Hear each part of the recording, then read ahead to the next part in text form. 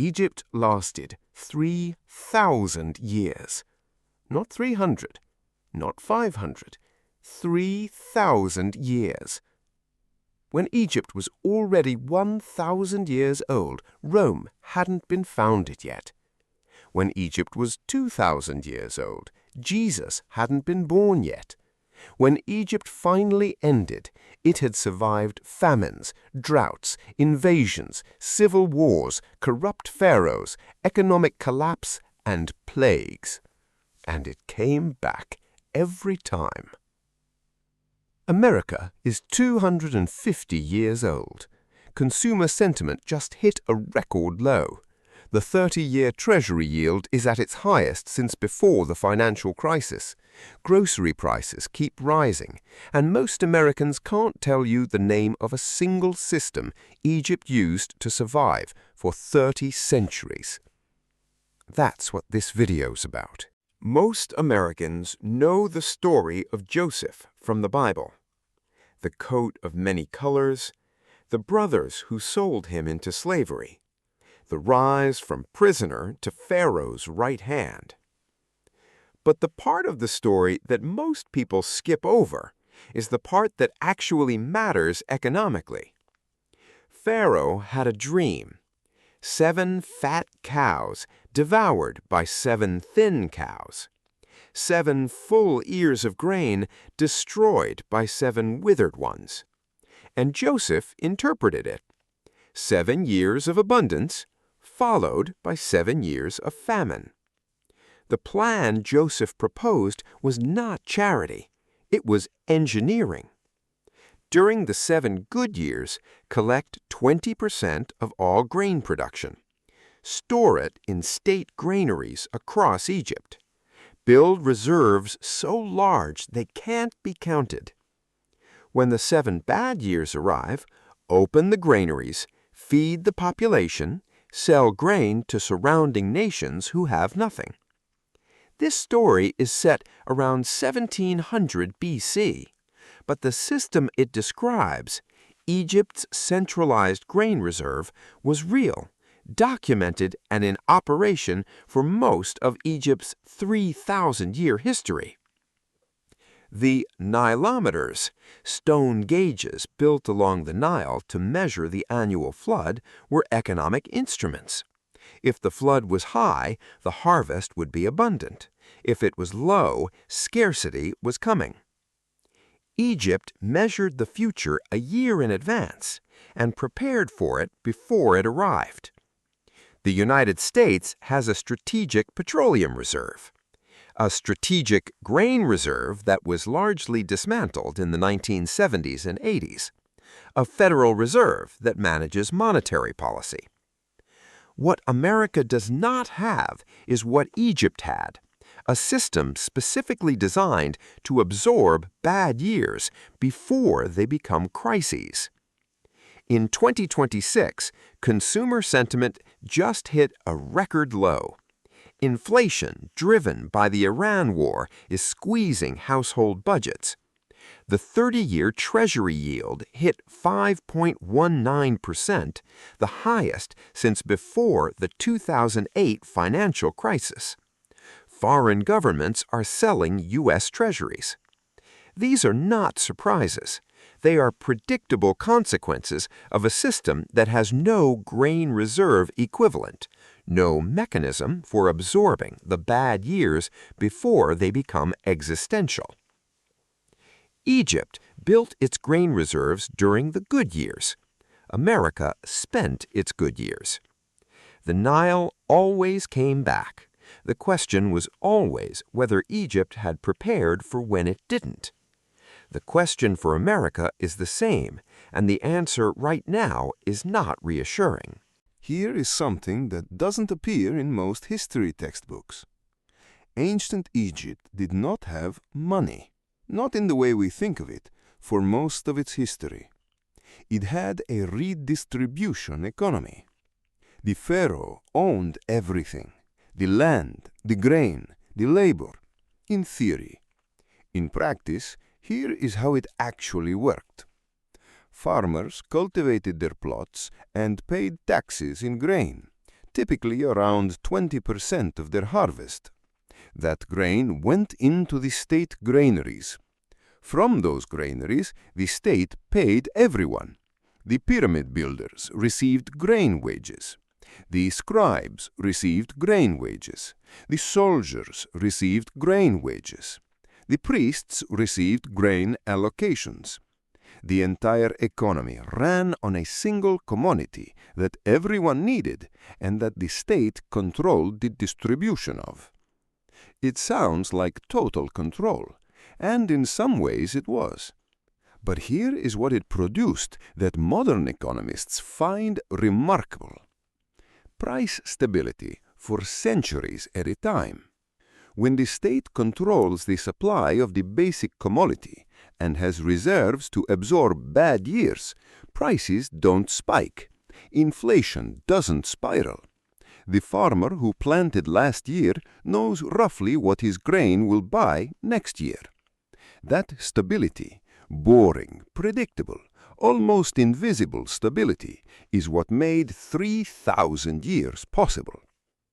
Let me tell you something about the pyramid builders that will change how you see them. For centuries, the assumption was that the pyramids were built by slaves, forced labor, human misery on a monumental scale. The archaeological evidence says something completely different. The workers who built the pyramids were paid. They received daily rations of bread, beer, meat, and fish. They had their own villages with bakeries, breweries, and medical care. Their bones show signs of healed fractures, meaning they received medical treatment when injured. Some of them were promoted. Some of them became foremen. The workers who built the largest structures in human history were not slaves. They were skilled employees of the Egyptian state, paid in grain from the state reserves.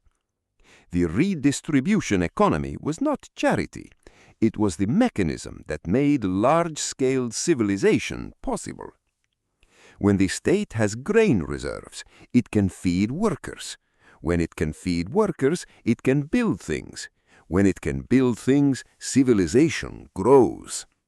The pyramid is not a monument to tyranny. It's a monument to surplus management. Egypt's redistribution system was not invincible. When it broke in a specific way. The first intermediate period, around 2160 BC, the Nile floods failed for several consecutive years. The central government weakened. The grain reserves were depleted or mismanaged. Local governments, the nomarchs, stopped sending grain to the central authority and kept it for their own regions.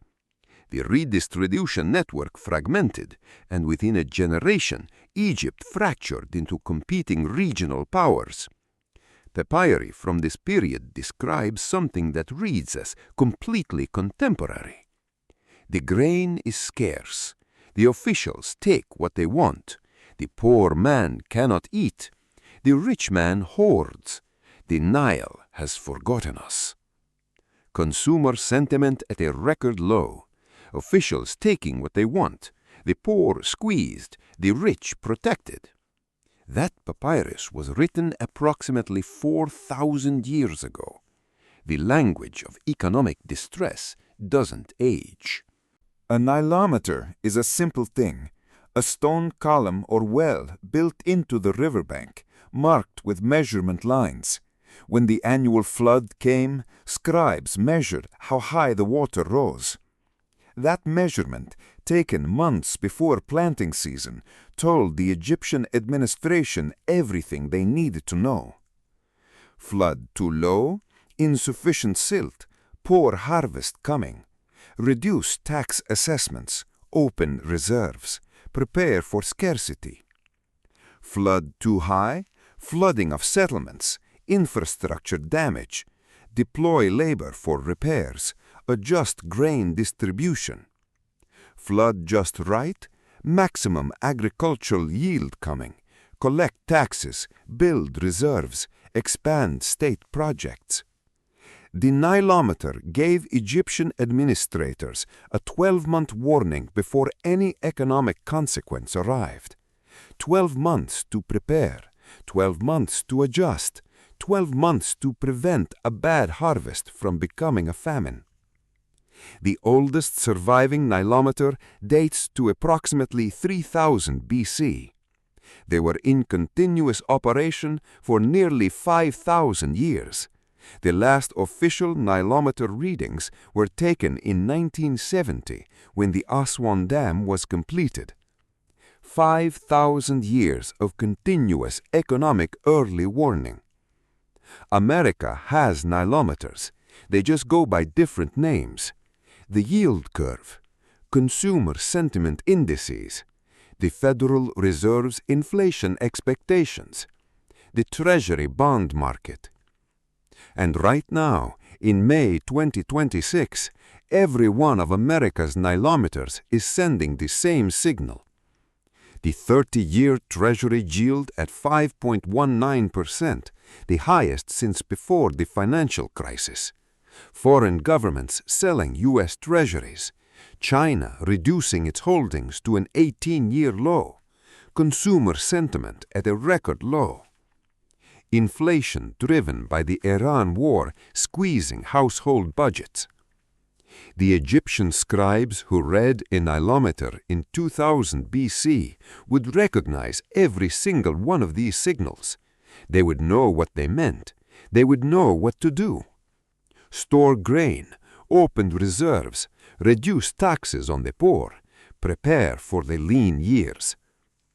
What America is doing instead is arguing about whether the signals are real. Egypt never argued about whether the Nile was rising or falling. It measured, it prepared, it survived. Egypt lasted 3,000 years, but it did end. In 30 BC, Cleopatra died. Octavian, soon to be Augustus Caesar, annexed Egypt as a Roman province. The last independent Egyptian pharaoh was gone. What finally ended Egypt was not a military defeat in a conventional sense. It was a combination of factors that historians have studied for centuries. The grain reserve system had been weakened by centuries of Greek Ptolemaic rule, rulers who understood Egypt's wealth but not its systems. The redistribution economy had been partially replaced by a monetized system, more efficient in good times, more fragile in bad ones. The Nilometers were still taken, but the administrative capacity to act on them had deteriorated. The instruments still worked. The systems that should have responded to them didn't. Egypt didn't collapse because it ran out of grain. It collapsed because it forgot how to use the systems that had generated the grain for 3,000 years. The knowledge was still there. The Nilometers were still standing. The granaries were still built. But the institutional memory, the understanding of why those systems existed, had eroded over generations of rulers who inherited Egypt's wealth without understanding Egypt's wisdom. 3,000 years, 30 dynasties, hundreds of pharaohs, droughts that lasted decades, invasions from every direction, economic collapses that would have ended lesser civilizations permanently. And Egypt came back, every time, because the systems were stronger than any individual leader, because the grain reserve didn't depend on a good pharaoh to function, because the Nilometer gave the same accurate reading whether the man reading it was wise or corrupt. Egypt's resilience was structural, not personal. America's resilience for 250 years has also been structural. The Constitution, the separation of powers, the independent judiciary, the Federal Reserve, the institutions that were designed to function regardless of who was in charge. The question Egypt's history forces us to ask is not whether America has good leaders right now. It's whether the systems are still strong enough to survive them. Egypt lasted 3,000 years because the answer to that question was yes for most of those years. Until it wasn't. Next week, we go further back to the civilization that built the first cities, invented the first writing, created the first laws, and whose collapse, sudden, complete, and still not fully explained, may be the most important warning in all of human history. If you want to know which civilization that is, you already know what to do.